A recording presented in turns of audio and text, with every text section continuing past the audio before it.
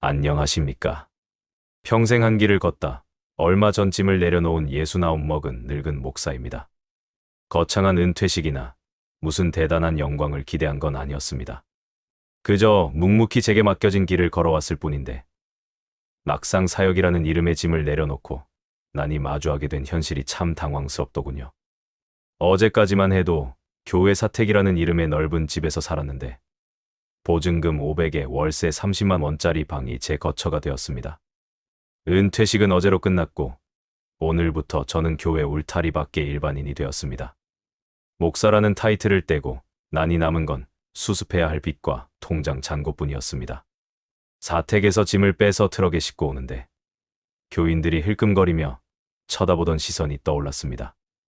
무언가 잘못을 해서 쫓겨나는 사람처럼 허둥지둥 짐을 싸야 했던 그 시간이 길게만 느껴졌습니다.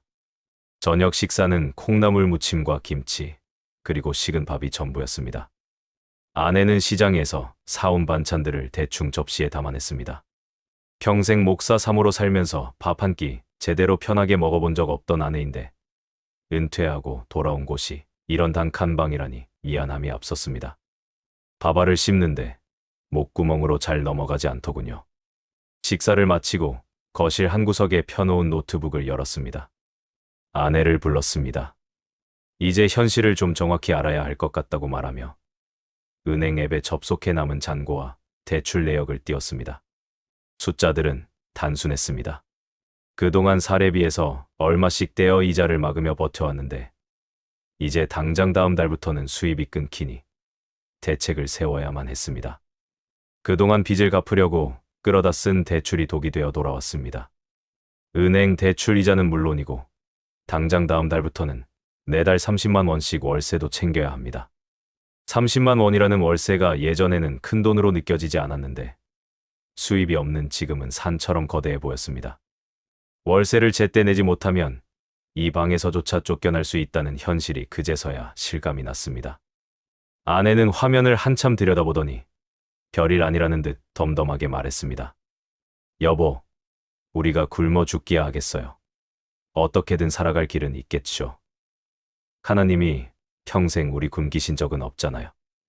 라고 아내는 제 어깨를 다독였습니다.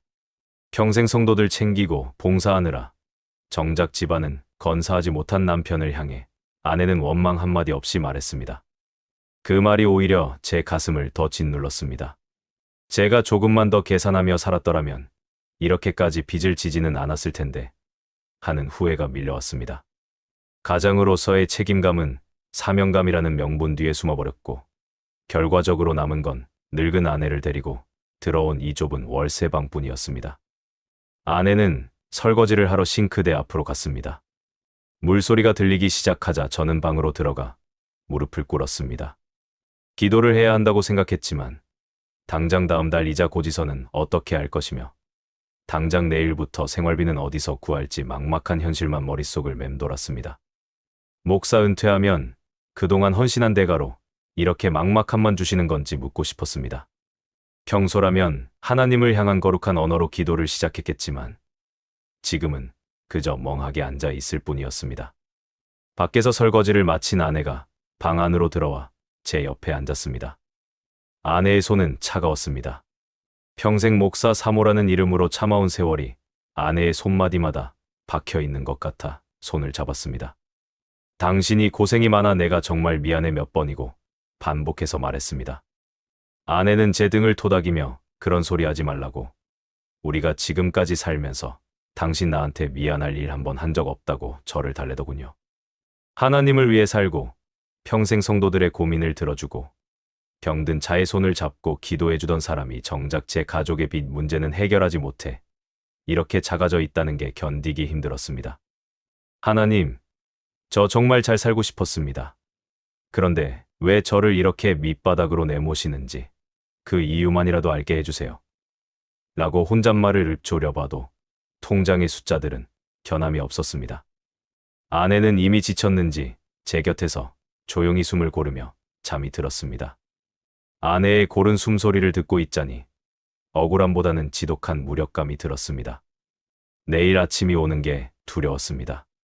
세상은 여전히 잘 돌아가고 있고 제가 은퇴한 교회는 어제보다 더 활기차게 돌아가겠지요. 저 하나 나갔다고 교회가 망하는 것도 아니고 세상이 무너지는 것도 아니라는 사실이 느껴졌습니다.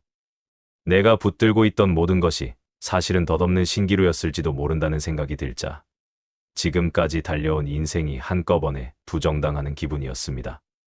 빚더미에 앉은 은퇴 목사가 내일 아침 눈을 뜨면 제일 먼저 해야 할 일은 기도가 아니라 일용직 자리라도 알아보러 나가는 일이겠지요. 그렇게 생각하니 눈물조차 말라버리는 것 같았습니다. 지금의 빈털터리 신세가 갑자기 닥친 불운은 아니라는 걸 사실 잘 알고 있습니다. 목회를 시작한 날부터 제 우선순위는 늘 가족보다 성도였습니다. 그게 옳은 길이라 굳게 믿었고 아내도 묵묵히 그 길을 보조했습니다. 지금 이 초라한 현실을 마주하고 있으니 왜 그때 그런 선택들을 했는지 지난 기억이 하나둘씩 선명하게 피어오릅니다. 그건 헌신이라기보다는 어쩌면 나밖에 몰랐던 시절의 순진한 열정이었는지도 모르겠습니다. 하지만 그때는 그게 당연한 사명이라 믿었습니다. 아내의 마음보다 성도의 눈물이, 우리 집 살림보다 성도의 밥그릇이 더 걱정스러운 날이었습니다. 하루는 교회 일에 앞장서던 집사님이 며칠째 보이질 않았습니다. 걱정되는 마음에 서둘러 신방을 나갔지요. 문을 열어준 집사님의 얼굴은 엉망이었습니다. 남편이 며칠 전 큰 사고를 당해 일을 못하게 되었다더군요. 쌀독은 바닥을 드러냈고 월세는 2달째 밀려 있었습니다. 당장 오늘을 넘길 길이 없다는 집사님의 울음소리에 마음이 무너졌습니다. 빈손으로 돌아와 고민하다가 아내에게 상황을 털어놓았습니다. 우리 형편도 좋지 않은데 아내는 내 말을 듣고 한참을 침묵하더군요. 그러더니 자기 손가락에 끼워진 결혼반지를 가만히 내려다보며 입을 뗐습니다. 여보, 우리 이 결혼반지 그래도 금인데 팔면 돈 좀 되지 않을까요? 그거라도 팔면 당장 집사님 급한 불이라도 끌 수 있지 않겠어요? 아내의 말에 덜컥 가슴이 내려앉았습니다. 아무리 그래도 결혼반지인데 정말 괜찮겠어? 제 물음에 아내는 내가 목사님 사모님인데 집사님 내외 밥 굶고 있다는데 이깟 반지가 무슨 소용이야 하고 씩 웃어 보였습니다. 다음 날 우리는 결혼반지를 팔았습니다. 돈을 챙겨 집사님네로 달려가 밀린 월세를 내주고 쌀이랑 반찬을 가득 사다 줬지요. 집사님은 제 손을 붙잡고 펑펑 울었지만 저는 그저 다음 주에 교회에서 봅시다 하고 서둘러 돌아왔습니다. 돌아오는 길에 아내의 손을 보니 반지가 빠진 자리가 유난히 허전해 보여 괜히 손을 꽉 잡아주었습니다. 훗날 그 집사님이 다시 웃으며 교회에 나오는 모습을 보며 그때 아내의 반지 자국이 우리 부부에게는 가장 귀한 헌금이었다는 생각을 했습니다. 지금 생각해보면 참 무모한 짓이었습니다. 목사가 제 가족 건사하지 못하고 남의 집 월세나 챙겨주는 게 잘하는 짓이었나 싶기도 하지만 그때 그 집사님이 다시 웃는 얼굴로 교회 문을 열고 들어오던 순간의 그 안도감은 지금도 잊히지 않습니다. 목사로서 한 성도의 고비를 넘겨주었다는 그 기쁨이 당시에는 우리 집안의 굶주림보다 훨씬 컸던 모양입니다. 저는 그렇게 성도들의 삶을 내 삶보다 앞세우는 것이 당연하다고 생각하며 살아왔습니다. 한 번은 교회 집사님이 낡은 신발을 신고 다니는 것을 보고 마음이 쓰여 제 구두를 새로 맞추려던 돈을 털어 새 신발을 사다 준 적도 있습니다. 집사님은 그 신발을 신으며 제게 고맙다고 연신 허리를 굽혔는데 그때 제가 느꼈던 그 벅찬 감정은 지금도 생생합니다. 이런 게 진짜 목회다 하는 마음이 매일 저를 움직이게 했습니다. 아내도 그런 제 선택을 말리지 않았습니다. 오히려 부족한 살림에 어떻게든 돈을 쪼개어 성도들의 아픔을 챙기려 했었지요. 그런 일이 어디 한 번뿐이었겠습니까? 예배가 끝나면 돌아가지 못하고 예배당에 남아 울며 기도하고 있는 성도가 있었습니다. 부모님 수술비가 없다는 사연이었습니다. 당장 내일 입원해야 하는데 수술 보증금이 없어 발을 동동 구르고 있었지요. 울며 기도하는 성도의 등을 토닥이며 집으로 돌아와 아내에게 조심스럽게 말을 꺼냈습니다. 하나 있는 적금 통장, 이거라도 깨면 안 되겠냐 하고요. 아내는 제 얼굴을 가만히 쳐다보다가 그러자고 했습니다. 은행에 달려가 적금을 깼습니다. 수술비 봉투를 건네받은 성도는 한참을 울먹였습니다. 목사님, 제가 이 돈을 어떻게 받아요? 성도님의 물음에 저는 짐짓 아무렇지 않은 척 손을 저었습니다. 목사는 원래 이런 일 하는 사람입니다. 사람 생명보다 중요한 것이 어디 있어요. 부모님 수술 잘 끝나는 게 우선이지요. 부모님이 남겨주신 돈이었습니다. 저에게도 큰 돈, 귀한 돈이었어요. 하지만 성도 앞에서는 꼭 누가 눈을 가린 것처럼 아무것도 보이지가 않았습니다. 돈을 건네고 돌아서는 길, 제 마음에는 기묘한 안도감이 맴돌았습니다. 목사로서 사람을 살리고 있다는 자부심이랄까요. 수술을 잘 마쳤다는 감사 인사를 들었을 때 저는 그때 우리가 깼던 적금의 가치를 확인했습니다. 돌이켜보면 제 목회는 그런 순간들의 연속이었습니다. 가족을 굶기는 게 당연하다고 믿었던 건지, 아니면 목사라는 명예에 취해 가족의 굶주림을 못 본 척한 건지 지금도 헷갈릴 때가 있습니다. 하지만 그 선택들이 쌓이고 쌓여 지금의 우리를 만든 것이니 누구를 탓하겠습니까? 성도들의 눈물 닦아주는 게 우선이라 믿었던 그 시절의 열정이 그때는 그토록 뜨거웠습니다. 고생 끝에 작은 장사를 시작했다며 목양실로 떡을 해온 성도, 가게를 연 성도보다 떡을 먹으며 저와 제 아내가 더 눈물을 흘렸습니다. 그 성도가 그동안 얼마나 고생했는지 저희가 누구보다 잘 알았으니 그 기쁨은 말로 다 할 수 없는 것이었습니다. 우리가 입을 옷 한 벌 더 사지 못해도 성도가 단정한 새 옷을 입고 교회에 나오는 모습을 보면 우리는 그것을 하나님의 은혜라 불렀습니다. 그때 우리는 참 가난했지만 마음만은 세상 그 무엇과도 바꿀 수 없는 부자였습니다. 성도가 아프면 제가 더 아팠고 성도가 기쁘면 제가 더 기뻤습니다. 그 시절 제 삶의 모든 시계는 성도들의 사정에 맞춰 돌아갔습니다. 아내는 늘 곁에서 묵묵히 밥상을 차렸고 우리는 성도들의 이야기를 하며 밤을 지새우기도 했습니다. 우리가 깼던 적금 통장, 우리가 팔았던 결혼반지, 그 모든 것들이 누군가의 삶을 이어가는 생명줄이 되었다고 생각하면 그 무엇 하나 아까운 것이 없었습니다. 그렇게 평생을 하나님과 성도들 앞에 한 점 부끄럼 없는 목회자로 살아왔습니다. 그렇게 은퇴를 몇 달 앞둔 어느 평화로운 오후였습니다. 목회실의 낡은 책상을 정리하며 지난 세월을 되짚어보는 일은 생각보다 담담했습니다. 평생을 바친 사택을 정리하고 교인들과의 작별 인사를 마음속으로 그려보던 그 무렵이었지요. 저는 이제 남은 노후를 편안하게 보낼 수 있을 거라는 소박하지만 든든한 안도감을 느끼고 있었습니다. 그런데 누군가 다급하게 목양실 문을 두드렸습니다.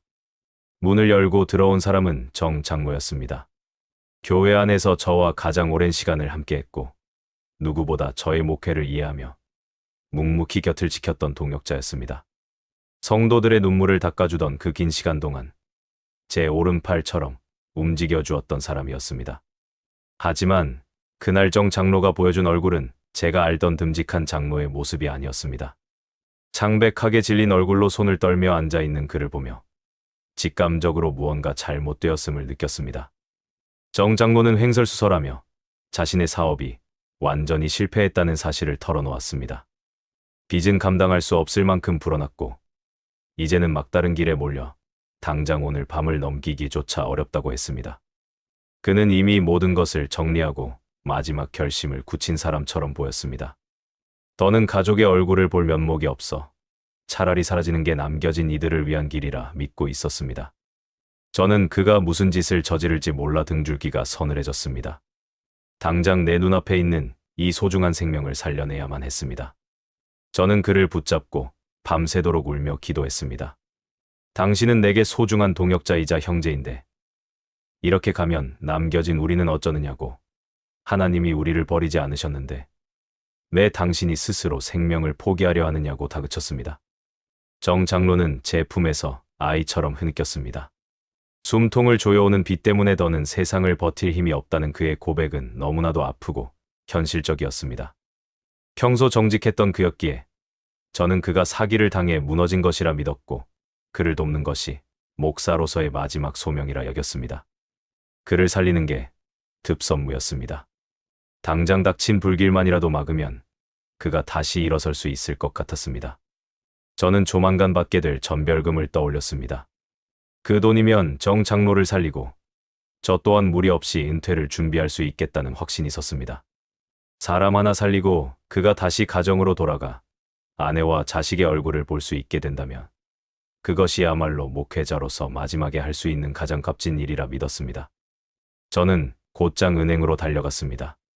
한도는 그리 크지 않았지만 목회자 대출을 받을 수 있는 만큼 다 받았습니다. 하지만 그것만으로는 턱없이 부족했습니다. 마음이 급해진 저는 결국 해서는 안 될 선택까지 하고 말았습니다. 개인 사채에까지 손을 뻗어 부족한 비용을 채웠습니다. 전별금을 받으면 바로 갚을 수 있는 돈이라 생각하니 서류에 도장을 찍는 손이 떨리면서도 한편으로는 동역자를 살렸다는 안도감이 밀려왔습니다. 정 장로에게 돈을 건네던 날, 그는 저의 손을 잡고 눈물을 쏟으며 반드시 다시 일어서서 갚겠노라고 다짐했습니다. 저는 괜찮다고, 당신이 다시 살아 돌아와 준 것만으로도 나는 이미 다 받았다고 말하며 그의 어깨를 두드렸습니다. 그가 밝은 모습으로 다시 예배당에 나올 날을 상상하니 제 마음에는 알 수 없는 평안이 찾아왔습니다. 한 사람의 인생을 구했다는 자부심이 저를 감싸 안았습니다. 하지만 그 믿음은 그리 오래가지 않았습니다. 돈을 건네고 며칠 지나지 않아 정 장로는 교회에 나오지 않기 시작했습니다. 혹시라도 그 사이에 나쁜 마음을 품었을까 싶어 몇 번이나 전화를 해보았지만 연락이 두절되었습니다. 처음에는 사업을 다시 정리하느라 정신이 없어서 그러려니 했습니다. 그러나 보름이 지나도 소식이 없었고 그의 전화기는 어느새 사용되지 않는 번호가 되어 있었습니다. 정 장로가 자취를 감췄다는 사실을 깨닫는 데는 그리 오랜 시간이 걸리지 않았습니다. 사람도 잃고 그를 살리려 했던 제 진심도 함께 사라진 기분이었습니다. 제가 믿었던 사람, 제가 살리고자 했던 형제가 저를 저버렸다는 사실보다 제가 지켜온 삶의 원칙들이 송두리째 흔들리고 있다는 사실이 더 뼈아팠습니다. 그러나 이상하게도 분노보다는 형언할 수 없는 허탈함이 앞섰습니다. 내가 살리고자 했던 사람이 정말로 살아있기만을, 어디선가라도 숨을 쉬고 있기를 바랐습니다. 그래도 저는 끝까지 그를 미워하지 않기로 했습니다. 제가 선택한 길이었고 제가 품었던 사람이었으니까요. 집에 돌아와 멍하니 앉아있는 제게 아내가 다가와 조심스럽게 물었습니다. 여보, 요새 얼굴이 너무 안 좋아요. 교회에 무슨 걱정되는 일이라도 있는 거예요? 저는 아내의 맑은 눈을 차마 똑바로 바라보지 못했습니다. 아니, 그런 거 없어. 그냥 은퇴를 앞두니 마음이 좀 허해서 그래. 아내에게는 차마 제가 저지른 무모한 선택에 대해 차마 말할 수 없었습니다. 그저 교회 일이 잘 마무리되고 있다고 둘러댈 수밖에 없었습니다. 그래도 전별금이 남아있다는 사실이 얼마나 다행이던지요. 그게 고스란히 제 빚으로 돌아오지 않는다는 것이 불행 중 다행인 듯 싶었습니다. 하지만 저에게 닥쳐온 불행은 그것이 끝이 아니었습니다. 당회에서는 교회 재정이 위태롭다는 이야기를 꺼내며 은퇴를 앞둔 목회자에게 관례적으로 지급해오던 전별금의 지급이 어려울 것 같으니 목사님께서 양해해 주실 수 있냐? 고개를 숙였습니다. 그 돈은 단순한 퇴직금이 아니었습니다. 정 장로를 살리기 위해 무리하게 빌렸던 빚을 갚고 남은 여생을 아내와 소박하게 이어갈 수 있는 유일한 희망이었습니다. 화를 내거나 따지고 싶었지만 교회의 존폐 여부를 이야기하며 눈물을 흘리는 장로들의 모습을 보며 아무런 말도 할 수 없었습니다. 교회부터 살려야지요. 전별금, 그게 뭐라고요? 저는 그들의 결정을 담담하게 받아들였습니다. 내가 여기서 화를 낸다고 해서 이미 결정된 사항이 바뀔 리 없었고 무엇보다 목회 인생의 마지막을 구차하게 장식하고 싶지 않았습니다. 그동안 고생 많으셨다고 짧게 인사하고 자리에서 일어났습니다. 사택으로 돌아와 아내를 마주 앉혔습니다. 이야기를 꺼내야 했습니다. 정 장로를 돕기 위해 은행 대출과 개인 사채까지 썼다는 사실, 그리고 그 빚을 전별금으로 갚으려 했던 제 계획이 모두 무산되었다는 사실을 전부 털어놓았습니다. 아내의 얼굴이 순식간에 굳어졌습니다. 평생 가난한 목회자의 아내로 살며 고생만 했는데 은퇴하는 순간에 빚쟁이가 되게 했으니 미안함에 고개를 들 수 없었습니다. 여보, 미안해. 내 판단이 너무 짧았어. 사람부터 살리고 보자는 생각이었는데. 말하는 내내 목소리가 떨렸습니다. 아내는 한참 동안 말이 없었습니다. 거실에 무거운 정적만이 감돌았습니다. 긴 침묵 끝에 아내가 먼저 입을 열었습니다. 그래서 그 빚이 얼마인데요? 금액을 말하자 아내는 깊은 한숨을 내쉬었습니다. 우리가 밥을 굶는 것도 아니고 당신이 나쁜 짓을 한 것도 아닌데 뭘 그리 걱정해요. 사람 살리려고 한 일인데 후회는 하지 맙시다. 아내의 담담한 위로에 가슴이 저려왔습니다. 내가 평생을 함께할 사람을 정말 잘 만났구나. 그런 생각이 들었습니다. 하지만 아내의 눈가에 맺힌 눈물을 보며 저는 다시 한번 마음을 다잡았습니다. 이 사람을 지키기 위해서라도 어떻게든 버텨야 했습니다. 다음 날부터 짐을 싸기 시작했습니다. 평생을 채우고 비우기를 반복했던 이 공간도 이제는 누군가 다른 사람의 흔적으로 채워질 것입니다. 짐이라 해봐야 별것 없었습니다. 서가에 꽂혀 있던 낡은 성경책과 수십 년간 설교를 준비하며 썼던 수천 몇 권이 전부였습니다. 상자 하나를 다 채우지도 못했습니다. 평생을 교회를 위해 바쳤는데 제게 남은 물건은 박스 하나가 채 되지 않는다는 사실이 왠지 모르게 허전했습니다. 책상을 닦고 빗자루질을 했습니다. 내가 머물렀던 자리를 깨끗하게 비워두는 것이 내가 할 수 있는 마지막 예우라고 생각했습니다. 마지막 주일 예배가 끝났습니다. 성도들과 인사를 나누는 시간, 현관 앞에 서서 성도들의 얼굴을 하나하나 살폈습니다. 그동안 고생 많으셨습니다. 목사님 덕분에 은혜 많이 받았습니다. 평안하시길 바랍니다. 저마다 건네는 인사말은 따뜻했지만 그 속에 담긴 거리감은 어쩔 수 없는 것이었습니다. 곧 새로운 목사가 올 것이고 저는 그저 스쳐 지나가는 과거가 될 것이라는 사실을 다시 한번 확인했습니다. 저는 억지로 웃어 보였습니다. 고생 많으셨습니다. 저 또한 평안을 빌겠습니다. 내 속은 타들어가고 있는데 겉으로는 아무렇지 않은 척 연기를 해야 하는 것이 목회자의 마지막 모습인가 싶어 씁쓸했습니다. 모든 인사를 마치고 교회를 나서는 길은 평소와 다를 바 없는 평범한 일요일 오후였습니다. 짐이 든 상자를 들고 교회 정문을 향해 천천히 걸었습니다. 등 뒤로 교회의 십자가가 멀어졌습니다. 저 십자가 아래에서 저는 수많은 성도들의 눈물을 닦아주고 함께 기도하며 울고 웃었습니다. 이제는 저것과 저는 아무런 상관이 없는 사이가 되었습니다. 정 장로를 살리기 위해 짊어졌던 빚은 고스란히 제 어깨 위에 얹혀 있었고 은퇴 후에 안락한 삶이라는 희망도 사라졌습니다. 대상 사람들은 제가 목회를 마쳤다고 말할지 모르지만 제 현실은 이제 막 시작될 고난의 길뿐이었습니다. 교회 담벼락을 지나 골목길로 들어섰습니다. 차가운 바람이 옷깃을 파고들었습니다. 저는 아내의 손을 가볍게 잡았습니다. 짐을 든 손이 아내의 손과 부딪히며 조금 불편했지만 그대로 두었습니다. 길을 걸으며 저 멀리 지는 해를 바라보았습니다. 당장 내일 무엇을 해야 할지, 어떻게 먹고 살아야 할지 알 수 없었습니다. 하지만 이상하게도 마음 한구석은 차분했습니다. 억울함이나 분노는 없었습니다. 제가 선택한 길이었고, 제가 품었던 성도들이었고, 제가 감당해야 할 몫이었습니다. 더 이상 뒤를 돌아보지 않기로 했습니다. 돌아보는 순간 다시는 앞으로 나아가지 못할 것 같았습니다. 비록 빈손이고 짊어진 빚은 무겁지만 누군가 한 사람이라도 살리고자 애썼던 제 마음만은 하나님께서 알아주시리라 믿었습니다. 그렇게 저는 평생을 바친 교회를 뒤로하고 낯선 세상의 첫 길목으로 발을 내디뎠습니다. 그게 교회와의 마지막 기억이었습니다. 가장 낮은 곳에서 아무것도 가진 것 없이 시작하는 새로운 여정이었죠. 아내도 저도 아무런 말이 없었지만 잡은 손의 온기만으로 충분했습니다. 우리는 그렇게 텅 빈 골목을 따라 하나님이 예비하신 알 수 없는 내일을 향해 조용히 사라져갔습니다. 더 이상 목사가 아닌 이름 없는 한 사람의 성도로서 말입니다. 그저 묵묵히 걸어가는 길 위에서 가슴 속에 품었던 기도만이 바람을 타고 흩어질 뿐이었습니다. 그런 사정으로 저희 부부는 변두리 단칸 방으로 거처를 옮기게 되었습니다.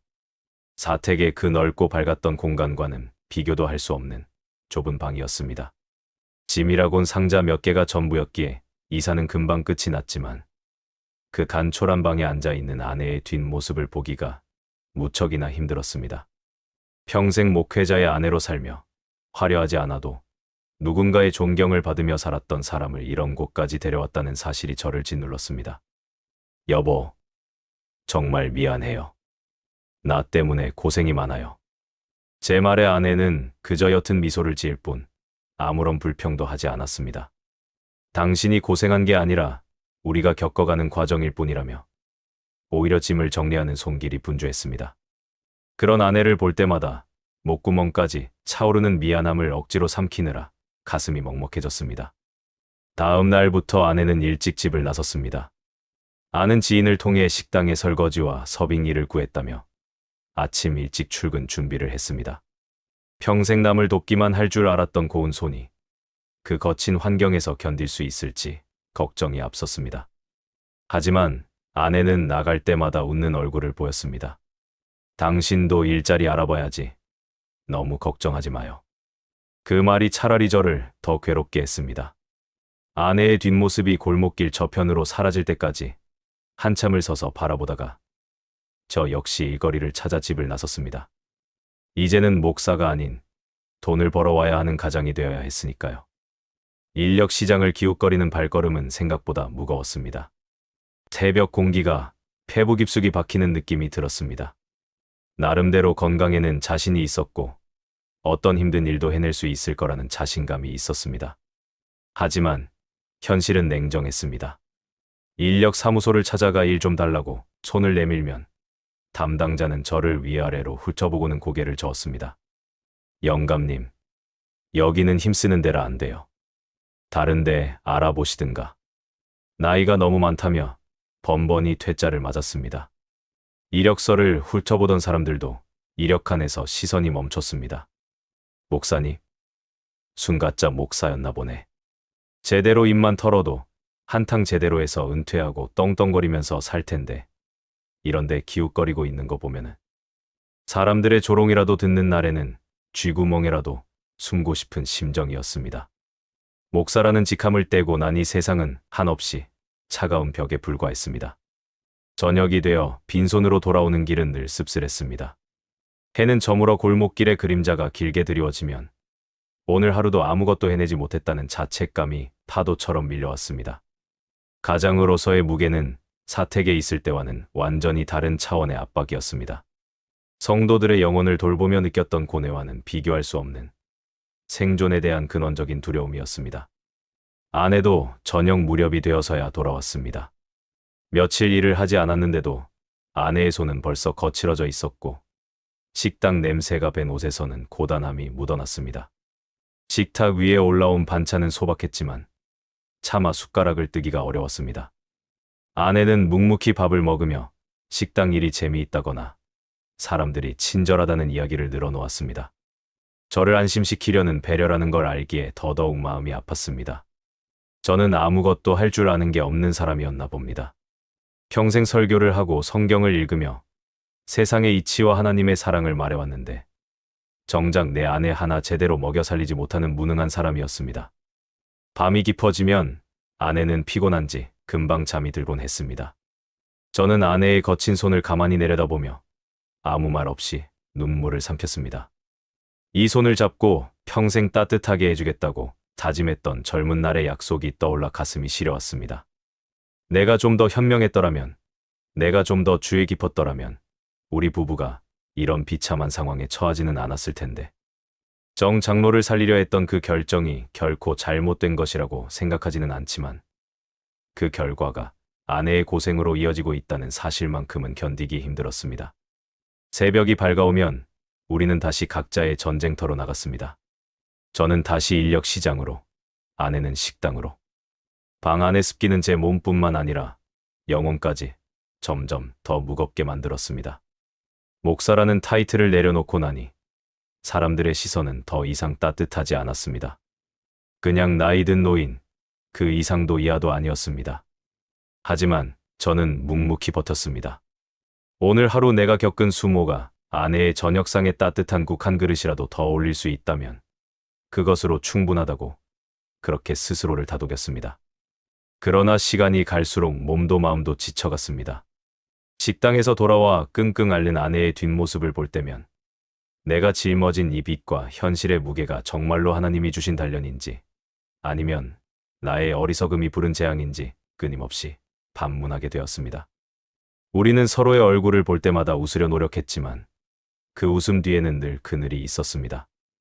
이 눅눅한 방에서 우리가 나누는 것은 위로라기보다는 서로의 고통을 묵묵히 견디는 인내였습니다. 아내는 오늘도 아픈 허리를 펴지 못한 채 잠이 들었습니다.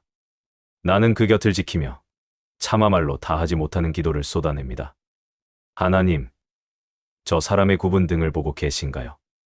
평생 목사라는 이름 뒤에서 고생만 했던 저 사람이 이제는 식당 바닥을 닦으며 접시를 닦으며 하루를 버티고 있습니다. 저 사람이 왜 이런 고생을 해야 하는지, 내가 선택한 길의 끝이 왜 이곳이어야 하는지 묻고 싶지만 그럴 염치조차 없습니다. 제 손은 갈수록 힘이 빠지고 세상은 이제 나를 어디에도 필요로 하지 않는데 저 사람의 손은 밤마다 퉁퉁 부어오릅니다. 하나님, 내일은 제발 저 사람에게 조금만 덜 힘든 하루가 되게 해주세요. 그냥 이 어둠 속에서도 우리가 서로를 미워하거나 원망하지 않게만 해주세요.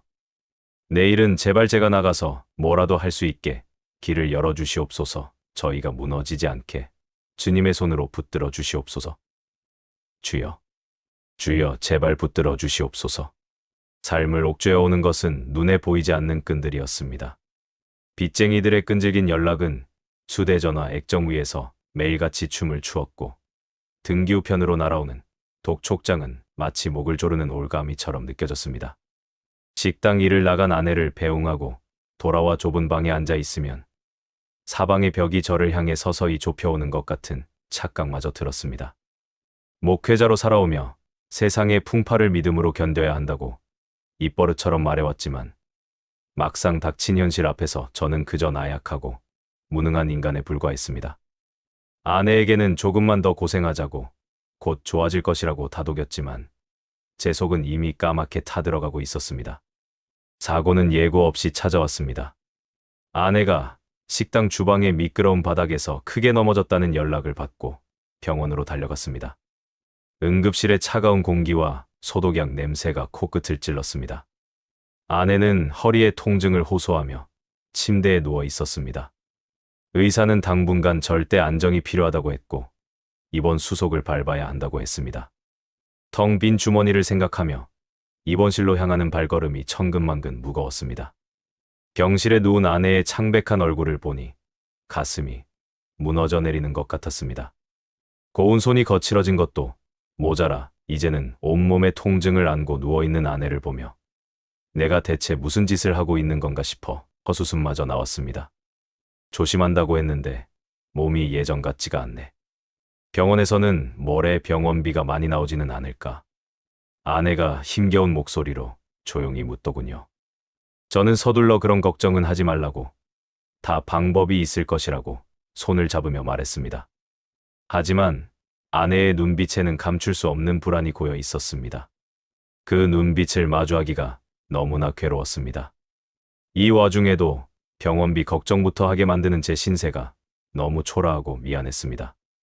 아내는 이내 약 기운 때문에 잠에 들었고 저는 조용히 아내의 침대 옆에 놓인 보조 침대를 폈습니다. 좁고 딱딱한 보조 침대에 걸터 앉아 잠든 아내의 얼굴을 가만히 내려다보았습니다.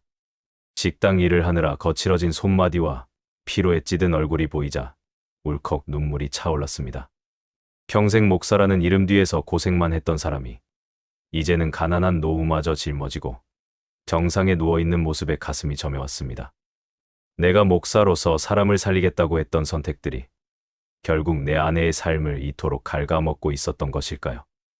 기도하려 했습니다. 하지만 기도가 나오지 않았습니다.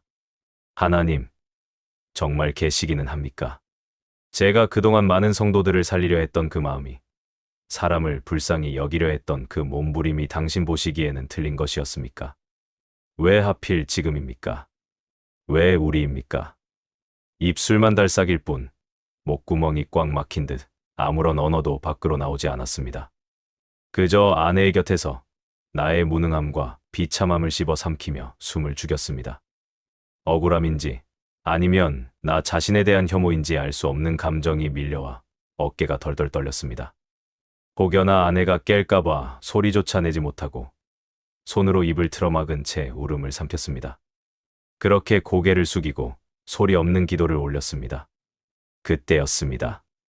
칠흑 같은 어둠 속에 잠긴 병실 안으로 귀로 들리는 소리가 아닌 영혼의 가장 아픈 곳을 관통하는 음성이 들려왔습니다. 나는 너의 이름을 위해 나타낸 사랑으로 섬긴 모든 것들을 내가 잊지 아니하니 사랑하는 아들아, 내가 너를 바로 세울 것이니라. 그 음성이 병실의 공기를 가득 채우자 제 마음이 무너져 내렸습니다. 저는 평생 하나님이 나를 지켜보고 계신다는 것을 설교하며 살았지만 정작 내가 밑바닥으로 떨어졌을 때 그분이 나를 잊으셨다고 착각하며 살았습니다. 하지만 하나님은 기억하고 계셨습니다. 수많은 성도들을 위해 고민하던 내 밤들을, 이름을 알 수 없는 이들을 위해 나누었던 내 작은 헌신들을, 주님의 이름을 위해 살고자 몸부림쳤던 내 모든 시간을 하나도 빠짐없이 전부 기억하고 계셨습니다. 사랑하는 아들아. 그 한마디에 제 억장이 무너졌습니다. 나는 실패한 목사도 버려진 노인도 아니었습니다. 그저 당신의 사랑 안에서 빚어지고 있었던 당신의 아들이었습니다. 저는 복받쳐 오르는 울음을 더 이상 참지 못하고 보조, 침대 끝을 붙잡은 채 펑펑 울었습니다. 아내가 깰까봐 베개를 끌어안고 몸을 웅크린 채 소리를 죽여 울고 또 울었습니다. 쏟아지는 눈물은 더 이상 절망의 눈물이 아니었습니다.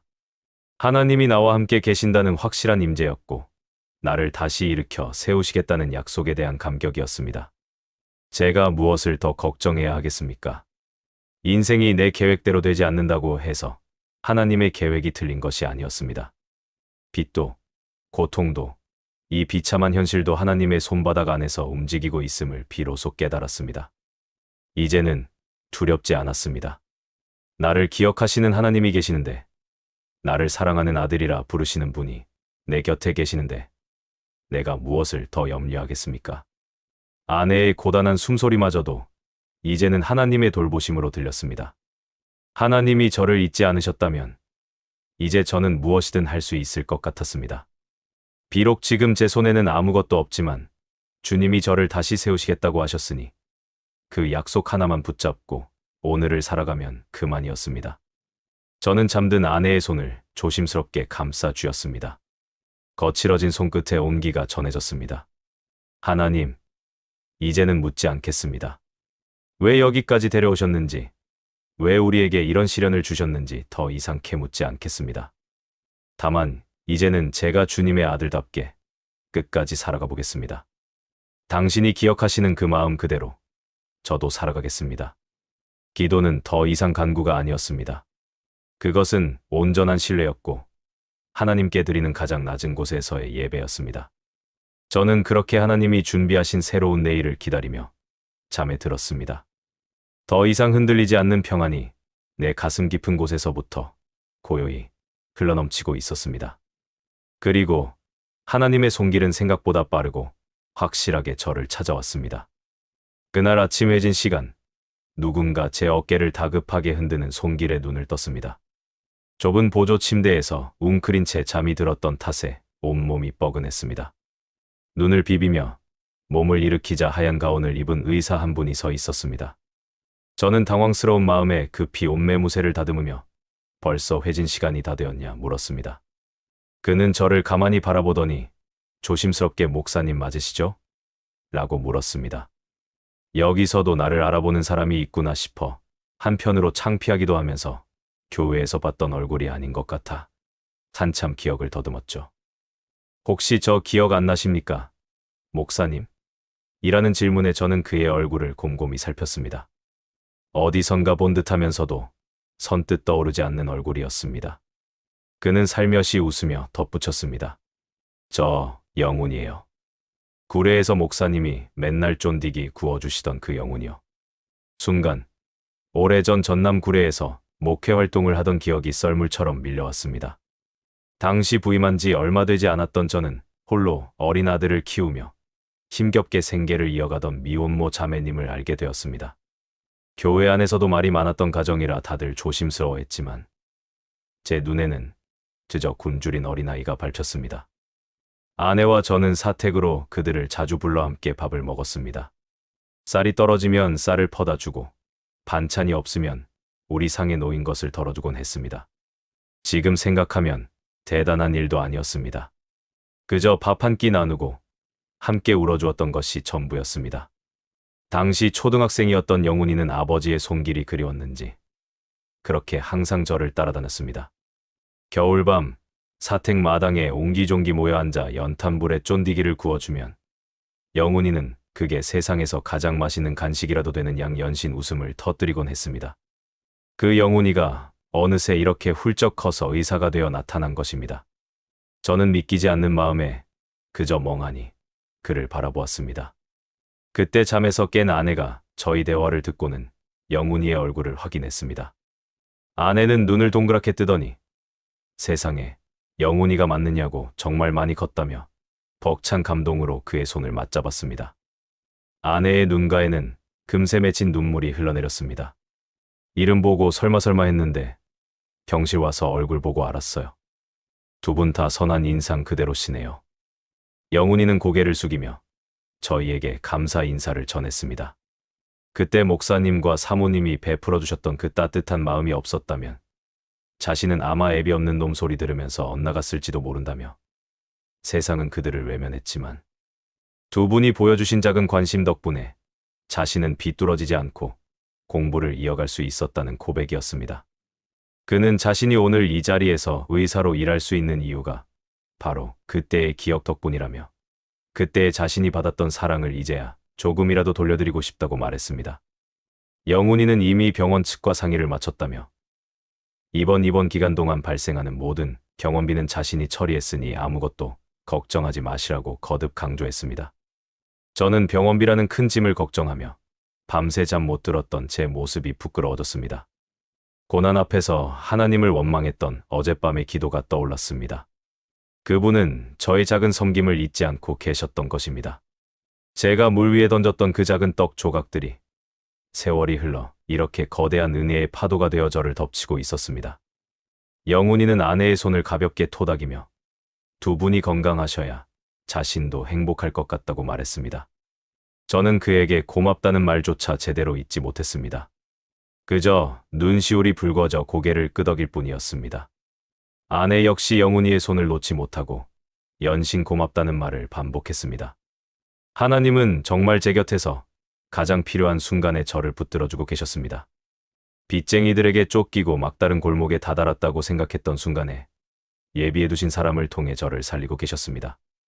영훈이가 회진을 마저 돌아야 한다며 자리를 비웠고 병실에는 어제의 그 정적과는 완전히 다른 온기가 감돌았습니다. 저는 다시 보조 침대에 앉아 창밖을 보았습니다. 내가 정 장로를 위해 고민하고 이름 없는 이들을 위해 나누었던 그 모든 섬김이 하나님께는 예금처럼 쌓여 있었던 것입니다. 제가 힘들 때 그 예금을 찾아 쓰게 하시는 하나님의 섭리에 그저 감탄할 뿐이었습니다. 아내도 제 마음을 아는지 말없이 제 손을 잡았습니다. 우리는 아무 말 하지 않아도 서로의 마음을 알 수 있었습니다. 우리가 살아온 지난 시간들이 결코 헛된 것이 아니었다는 확인, 그것 하나만으로도 우리는 다시 살 힘을 얻었습니다. 창밖으로 비치는 아침 햇살이 병실 안으로 깊숙이 들어와 우리 부부를 비추었습니다. 이제는 두렵지 않았습니다. 비록 짊어진 빚은 그대로 남아있고 당장 내일의 삶은 알 수 없지만 하나님이 이렇게까지 개입하고 계신다는 사실을 확인했으니 무엇이 걱정이겠습니까? 저는 아내의 머리를 쓰다듬으며 조용히 기도했습니다. 주님, 제가 감당할 수 있는 것보다 더 큰 은혜를 주셔서 감사합니다. 영훈이를 통해 제 지난날을 위로해 주시고 다시 일어설 용기를 주셔서 감사합니다. 이제는 제 삶이 제 것이 아니라 주님의 손에 있음을 온전히 믿습니다. 어제까지만 해도 절망의 끝이라고 생각했던 병실이 오늘은 새로운 시작의 장소가 되었습니다. 비록 몸은 병상에 누워있지만 제 마음은 그 어느 때보다 가볍고 평온했습니다. 이제 저는 제게 닥칠 비독 촉도, 가난도, 미래에 대한 막연한 두려움도 더 이상 무서워하지 않기로 했습니다. 하나님이 저의 가장 든든한 보호자라는 사실을 영훈이라는 살아있는 증거를 통해 직접 확인했기 때문입니다. 병원에서 돌아온 뒤 집은 고요했습니다. 영훈이를 통해 얻은 위로가 있었지만 여전히 현실의 무게는 묵직했습니다. 퇴원 후의 일상은 병원 문을 나서자마자 다시 시작된 가난과 빚의 압박으로 이어졌습니다. 아내의 몸을 돌보며 좁은 거실에 앉아 있으면 때로는 숨이 턱까지 차오르는 것 같은 기분이 들었습니다. 하지만 하나님께서 영훈이라는 살아있는 증거를 통해 제 생애를 기억하고 계심을 확인했기에 마음 한구석에는 이전과는 다른 잔잔한 평온이 자리 잡고 있었습니다. 그날 저녁도 아내와 조촐한 저녁상을 치우고 성경을 묵상하고 있었습니다. 그때 휴대전화가 울렸습니다. 화면을 내려다보니 모르는 번호가 떠 있었습니다. 혹여나 또 빚 독촉이 시작된 것은 아닐까 하는 불안감이 먼저 스쳤습니다. 통화 버튼을 누르지 말지 잠시 망설였습니다. 떨리는 손으로 통화 버튼을 눌렀습니다. 여보세요. 제 목소리는 낮고 조심스러웠습니다. 두화기 너머로 한참 동안 거친 숨소리만 들려왔습니다. 곧이어 들려온 목소리는 너무나 익숙하고도 낯설었습니다. 목사님, 접니다. 장로입니다. 심장이 덜컥 내려앉았습니다. 지난 세월 그를 원망하고 미워했던 마음은 이미 하나님 앞에서 많이 씻겨 내려갔지만 막상 그의 목소리를 직접 들으니 손끝이 떨렸습니다. 그가 그동안 어디서 어떻게 사는지, 살아는 있는지조차 알 수 없었던 긴 세월이 주마등처럼 스쳐 지나갔습니다. 하지만 제 마음속에서 가장 먼저 솟구쳐 나온 감정은 분노가 아니었습니다. 그가 살아있다는 사실, 그가 제 전화를 받을 수 있는 상태로 어딘가에 존재하고 있다는 사실이 이상하리만치 큰 안도감을 주었습니다. 그가 죽었을지도 모른다는 막연한 두려움이 항상 마음 한구석에 짐처럼 남아 있었기 때문입니다. 정 장로님, 어디 계십니까? 잘 지내고 계셨습니까? 짐짓 담담하게 물었습니다. 그는 제 물음에 답하는 대신 다시 울음을 터뜨렸습니다. 저까짓 게 무슨 장로입니까? 목사님께 드릴 말씀이 없어서, 얼굴을 뵐 면목이 없어서 그동안 연락할 엄두도 못 냈다고 했습니다. 하지만 그는 이제 더 이상 도망치지 않고 자신의 책임을 감당하고 싶다고 했습니다. 한번 찾아뵙고 싶다는 그의 말에 저는 잠시 침묵했습니다. 하고 싶은 이야기가 많으신 것 같은데 일단 오셔라. 얼굴 보고 이야기하자 하고요. 저는 차분히 주소를 불러주었습니다. 그가 오기로 한 시간을 기다리는 동안 집 안의 정적은 유난히 길게 느껴졌습니다. 돈을 잃고 난 뒤의 공허함보다 더 컸던 것은 사람을 잃었다는 상실감이었습니다. 그런데 하나님은 지금 그 잃어버린 사람을 제게 다시 돌려보내려 하십니다. 이것은 또 어떤 예비일지요. 저는 아내와 함께 그가 오기를 기다렸습니다. 얼마 지나지 않아 현관 밖에서 조심스러운 인기척이 들려왔습니다. 문을 열자 정 장로가 서 있었습니다. 빚에 쫓겨 피폐해져 있던 과거의 모습과는 사뭇 달랐습니다. 단정하고 깔끔한 차림이었고 한눈에 보기에도 지난 시간 동안 그가 얼마나 치열하게 자신을 추스르며 살았는지 짐작할 수 있었습니다. 그는 선뜻 들어오지 못하고 문턱 앞에서 망설이고 있었습니다. 제가 안으로 안내하자 그는 우리 부부가 사는 공간을 조심스럽게 둘러보았습니다. 낡은 벽지와 소박한 살림살이들을 보는 그의 눈빛에는 미안함이 가득했습니다. 방 한가운데 잠시 서 있던 그는 이내 참지 못하겠다는 듯 바닥에 무릎을 꿇었습니다. 정 장로의 거친 숨소리가 방 안의 정적을 깨뜨렸습니다. 그는 고개를 떨구고 한참을 흐느꼈습니다. 제가 아무런 말도 하지 못하고 그를 바라보는 동안 그의 어깨가 크게 들썩였습니다. 죄송합니다, 목사님. 정말 죽을 죄를 지었습니다. 너무 늦게 찾아와서 죄송합니다. 그의 입에서 터져나오는 사죄의 말들은 그동안 얼마나 많은 밤을 홀로 고통 속에 보냈는지를 고스란히 담고 있었습니다. 저는 그가 다시 돌아왔다는 사실만으로도 가슴이 벅차올랐습니다. 그가 무사히 살아있다는 것, 사람의 몰골로 다시 제 앞에 섰다는 것, 그것이 제게는 무엇보다 큰 은혜였습니다. 사람을 살리겠다고 했던 선택이 빚이라는 결과를 낳았지만 그 빚 때문에 그를 미워하거나 저주한 적은 없었습니다. 그저 그가 다시 사람으로 서기만을 바랐을 뿐이었습니다. 저는 무릎 꿇고 앉아있는 그의 어깨를 두 손으로 잡고 천천히 일으켜 세웠습니다. 돈은 중요하지 않았습니다. 빚으로 잃어버린 시간과 그 시간 동안 제가 겪어야 했던 고통들조차. 이 순간 그가 눈물을 흘리며 제 앞에 서 있다는 사실 앞에서는 아무것도 아니었습니다.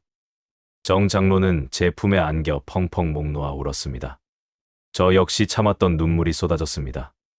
목사라는 직함을 내려놓고 그저 한 사람의 인간으로서 또 다른 한 사람의 인간을 안아주고 있었습니다. 우리는 한참을 그렇게 서로의 아픔을 나누며 울었습니다. 하나님께서 제게 원하셨던 것이 바로 이것이었음을 깨달았습니다. 사람을 살리는 일은 단순히 경제적인 도움을 주는 것이 아니라 스스로를 용서할 수 있게 하는 것임을 말입니다. 그는 이제 비로소 자신의 삶을 온전히 책임질 수 있는 단단한 사람이 되어 있었습니다. 그는 자신의 잘못으로 우리가 겪어야 했던 고통을 너무나 잘 알고 있었습니다. 그가 쏟아내는 말들을 들으며 저는 오히려 그에게 고맙다는 생각을 했습니다. 살아서 돌아와 주어서 스스로를 포기하지 않고 여기까지 걸어와 주어서 정말 고마웠습니다. 정 장로와 저 사이를 가로막고 있던 빚이라는 벽은 서로의 진심을 확인하는 이 순간 무너져 내리는 듯했습니다. 그는 울음을 겨우 삼키며 주머니에서 조심스럽게 무언가를 꺼내려 했습니다. 손이 심하게 떨리고 있었습니다.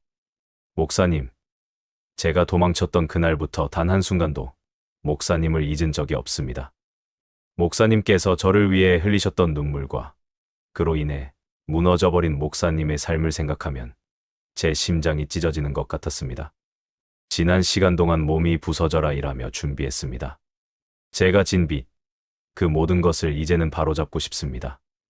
그의 손이 옷 안쪽 품에서 멈췄습니다. 그가 내뱉는 한마디 한마디에 벼랑 끝에서 돌아온 자만이 가진 무게가 실려 있었습니다. 저는 그의 눈을 빤히 바라보았습니다. 이제 곧 그의 입에서 나올 이야기가 제 삶의 흐름을 다시 한번 뒤흔들 것임을 직감했습니다. 그는 떨리는 손을 멈추어 결심한 듯 저를 보며 입을 열었습니다. 정 장로는 품 안에서 조심스럽게 낡은 통장 하나를 꺼내 강바닥에 내려놓았습니다.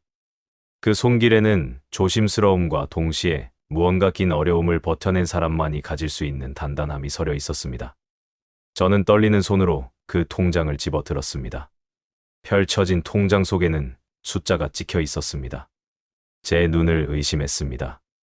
분명 제가 그에게 빌려주었던 그 돈의 액수와는 비교할 수 없을 만큼 끝자리에 0이 2개는 더 붙어 있는 숫자였습니다.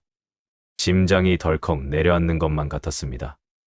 이게 다 무슨 돈이냐고, 어떻게 이런 일이 가능하냐고 제 목소리는 파르르 떨렸습니다. 그는 고개를 숙인 채 낮은 목소리로 담담하게 말을 이어갔습니다. 목사님께서 빌려주셨던 그 돈으로 저는 다시 살 수 있었습니다. 사업도 다시 시작했고 흩어졌던 식구들도 모두 다시 모여 함께 살게 되었습니다. 그때 목사님께서 내밀어 주신 손길이 없었다면 아마 저는 지금 이 자리에 없었을 것입니다. 그가 벌어온 이 돈은 단순히 빚을 갚는 액수가 아니었습니다. 그가 지난 몇 년간 벼랑 끝에서 죽지 않고 버텨내며 일구어낸 삶 그 자체였습니다. 이 액수가 목사님께서 제게 베풀어 주셨던 은혜에 비하면 턱없이 모자라다는 것을 잘 알고 있습니다. 그저 받아주십시오. 그것만이 제가 사람으로 다시 서는 길입니다. 저는 통장을 움켜쥔 채 아무 말도 할 수 없었습니다. 손끝이 덜덜 떨렸습니다. 지난 시간, 이 빚 때문에 제가 겪어야 했던 그 모든 고통과 눈물들이 머릿속을 스쳐 지나갔습니다. 사방이 막혀 있다고 생각했습니다. 이제는 목사로서의 삶도, 한 가정의 가장으로서의 삶도 완전히 실패했다고 스스로를 정죄하며 살았습니다. 통장 속의 숫자는 그저 돈의 액수가 아니었습니다. 그것은 하나님께서 저를 잊지 않으셨다는 아주 구체적이고도 명백한 증거였습니다. 제가 무능하여 사람을 잃어버렸다고 생각했는데 하나님은 그 사람을 통해 저의 무너진 삶까지 통째로 건져 올리고 계셨습니다. 목사라는 직함을 떼어내고 그저 하나님 앞에서 한 사람의 연약한 인간으로 마주했습니다. 대상 사람들은 목사가 빚에 쫓기는 현실을 보며 손가락질했을지 모릅니다. 때로는 저 스스로도 하나님이 나를 버리신 것은 아닐까 하는 두려움에 사로잡혀 밤마다 가슴을 쳤습니다. 그런데 하나님은 제게 그저 돈을 채워주시는 분이 아니었습니다. 정 장로를 통해, 영훈이를 통해 제가 살아온 지난 시간들이 결코 헛되지 않았음을 증명하고 계셨습니다. 당신은 여전히 사랑받는 나의 자녀다. 그 음성이 귓가가 아닌 영혼의 밑바닥에서 울려 퍼지는 것 같았습니다. 저는 통장을 바닥에 내려놓고 그 자리에서 엎드려 울음을 터뜨렸습니다. 빚이 해결되었다는 안도감 때문이 아니었습니다. 이제야 비로소 제 정체성을 확인했기 때문입니다. 나는 실패한 목사가 아니었습니다. 나는 하나님이 끝까지 포기하지 않으셨고, 이렇게 사람을 통해, 사건을 통해 다시 일으켜 세우시는 사랑받는 자녀였습니다. 정 장로는 제 곁에서 함께 고개를 숙이고 흐느꼈습니다. 우리는 목사와 성도가 아니라 하나님의 은혜 없이는 단 하루도 살 수 없는 죄인들이었습니다. 그날 밤, 정 장로가 떠난 뒤에도 저는 한참을 자리에서 일어나지 못했습니다. 텅 빈 방 안에서 통장 속의 숫자를 다시금 눈에 담았습니다. 하나님은 제가 가진 것 없는 빈손일 때 오히려 가장 큰 것으로 채워주시는 분이었습니다. 제 안의 교만과 고집, 내 힘으로 무엇을 이루어보려 했던 그 모든 어리석음이 씻겨나갔습니다. 이제 더 이상 빚에 쫓기며 살지 않아도 된다는 사실보다 하나님이 여전히 나와 함께 하시고 나를 기억하신다는 사실이 제 심장을 뛰게 했습니다. 눈물이 멈추지 않았습니다. 주님, 저를 버리지 않으셨군요. 저를 잊지 않으셨군요. 차가운 방바닥에 이마를 대고 한참을 엎드려 있었습니다. 그동안 제가 겪었던 모든 고통이 사실은 하나님께서 저를 빚어가는 과정이었음을 이제는 조금 알 것 같았습니다.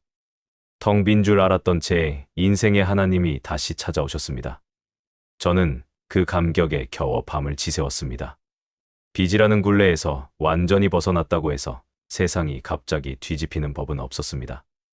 눈을 뜨면 여전히 익숙한 천장이 보이고 낡은 장판 위로 아침 햇살이 비스듬히 들어옵니다. 정 장로가 두고 간 돈은 빚을 갚고 난 이후에 금고 안에 고스란히 잠들어 있습니다. 아내와 저는 매일 밤 식탁에 마주 앉아 이 돈을 어디로 흘려보내야 가장 아픈 곳에 닿을지 고민하고 또 고민합니다. 우리 부부의 욕심을 조금이라도 섞는다면 그 모든 것이 독이 될 것을 알기에 우리는 조심스럽게 기부처를 찾아보고 있습니다. 세상에 흩어진 아픔들이 어디에 숨어 있는지, 우리가 모르는 곳에서 누가 울고 있는지 살피는 것이 요즘 우리의 가장 큰 일과가 되었습니다. 오후가 되면 저는 어김없이 성경책을 들고 동네 공원으로 향합니다. 벤치에 앉아 있으면 어르신들이 하나둘 곁으로 다가와 자리를 잡습니다. 예전에는 그분들에게 하나님의 말씀을 전해야 한다는 강박이 앞섰습니다.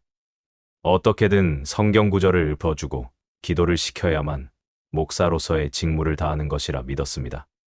하지만 지금은 그저 묵묵히 그들의 이야기를 듣습니다. 늙어서 자식들에게 짐이 되는 것 같아 서럽다는 말씀, 먼저 떠나보낸 아내의 자리가 너무 시리다는 할아버지의 말씀, 그런 사소하고도 깊은 한숨들에 어떤 말씀이 위로가 될지 고민하는 시간들이 은퇴한 목회자의 새로운 기쁨이 되었습니다. 제가 수많은 성도들을 위해 또 저 자신을 위해 그토록 오랫동안 고통 속에 있었던 이유가 이제야 비로소 보입니다.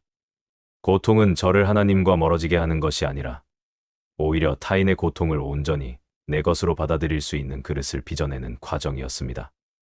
하나님이 내 손을 놓으셨구나. 그렇게 생각했던 그 어두운 밤들이 사실은 저를 이 낮고 평온한 자리로 데려다 놓기 위한 가장 정교한 설계였다는 것을 이제는 압니다. 저녁이 되면 우리는 다시 기도의 자리에 앉습니다. 더 이상 빚 독촉에 시달리며 무릎을 꿇고 살려달라고 울부짖지 않습니다. 대신 우리가 오늘 만난 이웃들의 평안을 위해 기도합니다. 우리 손에 들어온 이 재물이 욕심의 불씨가 되지 않고 흩어져 누군가의 배고픔을 채우는 따뜻한 빵이 되게 해달라고 구합니다. 하나님은 제게 돈을 주신 것이 아니라 사람을 주셨습니다.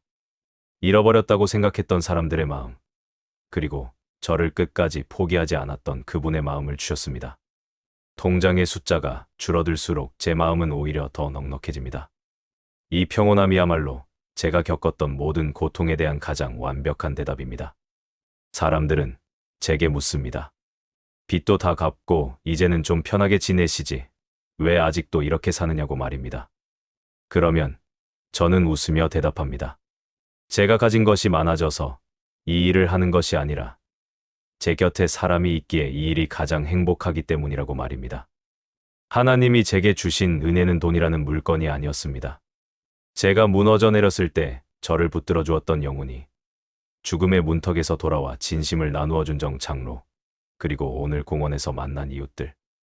하나님은 저를 돕기 위해 수많은 사람을 제 곁에 심어두셨고, 이제는 제가 그들의 곁을 지키도록 허락하셨습니다. 이것이야말로 갚을 수 없는 진정한 은혜의 빚입니다. 이 간증을 듣고 계신 분들 중에서도 혹시 지금 삶의 벼랑 끝에 서 있다고 느끼시는 분이 계신가요? 저 역시 그랬습니다. 이제는 끝이라고, 하나님마저 나를 잊으신 것 같다고 생각하며 절망했던 시간이 있었습니다. 여러분의 삶에도 반드시 하나님의 응답이 찾아올 것임을 믿습니다.